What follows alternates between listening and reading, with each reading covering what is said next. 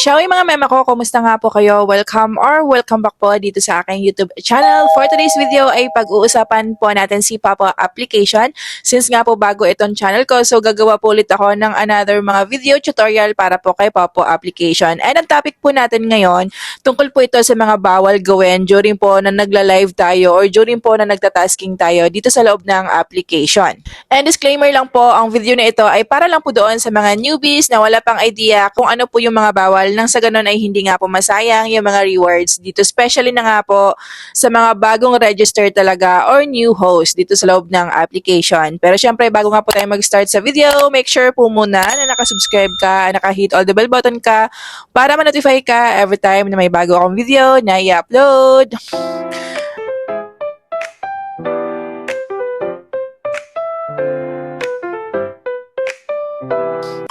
Dito nga po sa aking channel ay meron po akong pag-giveaway via GCash, 100 pesos po per video. Paano kayo maka-join? Make sure lamang na nakasunod kayo sa mga mechanics.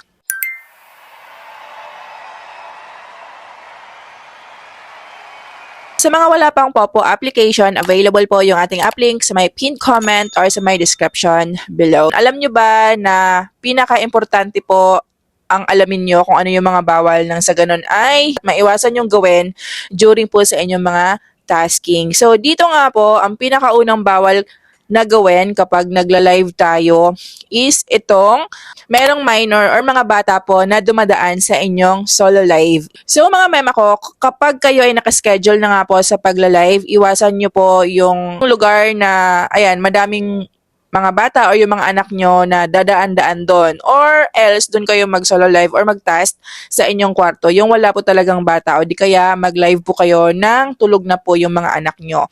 Kasi nga po, baka pag nagla-live kayo tapos biglang sumingit yung mga anak nyo, automatic po magkaka-violation kayo. And hindi lang po yan, makakancel po yung new host task nyo dito, which is sobrang sayang. So, mahigpit na pinagbabawal nga po dito sa loob ng application, yung pagla-live na merong batang kasama. Kahit nga nasilip lang yung bata, yan po yung pinaka-iiwasan nyo. Pangalawa naman na bawal dito mga mema ko, bawal po kayong mag-live na kita po yung mga pinagbabawal nating ipakita o yung mga bagay po na hindi naman talaga dapat ipakita sa mga viewers. Alam nyo na po kung ano yung sinasabi ko dahil dito nga po sa application, bawal po dito pornography, okay? So para maiwasan po yan, wag na wag nyo pong gawin nang sa ganun, hindi po kayo ma-automatic kick out dito sa loob ng application.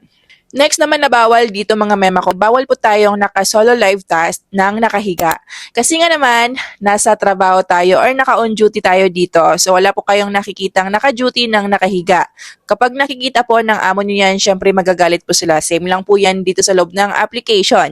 Kapag nakita kayo ng habang nagtatask kayo is nakahiga kayo or di kayo nakatulog kayo, automatic ika-cut off po yung live nyo. I-end po yan and makakancel po yung new host task nyo. So, ang mangyayari is magiging 1,000 ping points na lang po yung magiging rewards nyo sa inyong solo live task.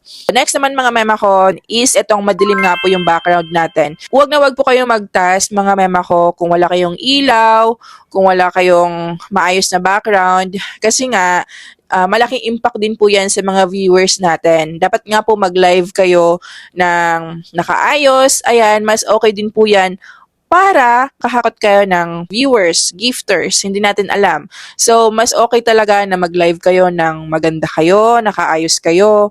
Kasi yung iba dito sa loob ng application, naggagala lang po sila.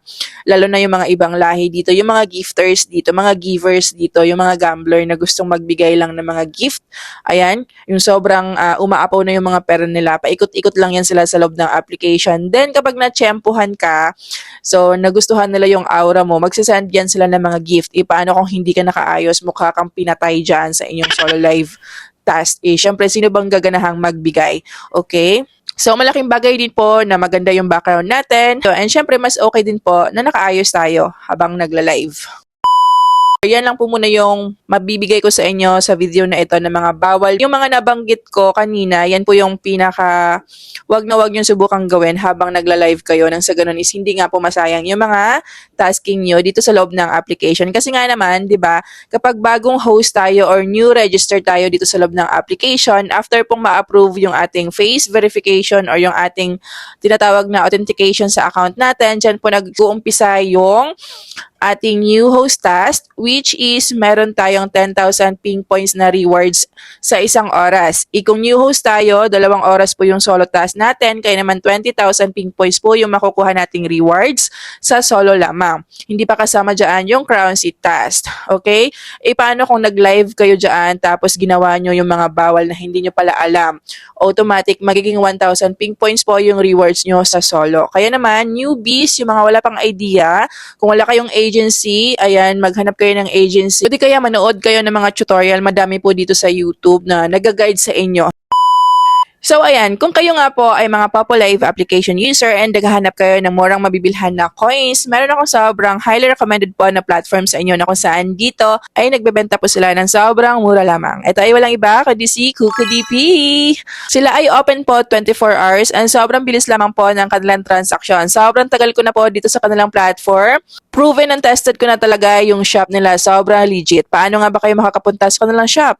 I-click nyo lang po yung link na nasa pinned comment section or sa my description below and automatic na po kayong mapupunta dito sa kanilang shop. Dito ay makikita nyo po agad-agad yung sobrang daming mga live streaming applications and mga viral games na kinaadika ng mga gamers ngayon. So kung halimbawa nga po ay gusto nyo bumili ng coins para kay Popo, syempre i-click nyo lang yung application. Mag-enter lamang po kayo ng ID number nyo, pumili lamang po kayo ng package na gusto nyong i-avail and mag-send payment lamang po kayo. Dito, meron silang sobrang dami mga option po na pwede nating pagpilian pagdating sa payment method. Isa na po dyan si GCash, Paymaya, KuCoin, bank transfer, and marami pang iba. And mga mema ko, dahil nga po, ang may-ari po ng KukuDP ay isang Chinese. Sila po ay merong inihandog para po doon sa mga laging nabili ng coins gamit po yung aking mga link o di kaya yung laging nakasubaybay po sa aking mga post sa Facebook man or dito sa YouTube. Meron po silang ibibigay na worth of $20 para po doon sa mga solid followers ko or mga supporters ni Zaira kahit po bago itong aking YouTube channel and yung aking Facebook account. Para maka-join kayo, make sure lamang na naka-follow kayo sa aking FB page dahil dito po ako magpo-post ng mga mechanics. Coins po yung ibibigay ko dito mga mema ko ha. Budget po ito $20. So thank you so much KukuDP dahil meron kayong mga pinapamigay na ganito po sa mga nanonood sa aking videos. So ayan lang po muna for today's video regarding nga po dito kay Popo Live application. Kung wala pa kayong agency, pwede kayong mag-join sa aking agency and ito po yung aking agency code. Optional, walang sapilitan. And kung wala ka pang Popo application, available din po yung ating app link sa my pinned comment section or sa my description below. And kung kayo naman ay gusto nyong mag-agent, pwede kayong mag-apply sa mga link po na ilalagay ko din po sa my comment section or sa baba. Thank you for watching. See you in my next one. Bye!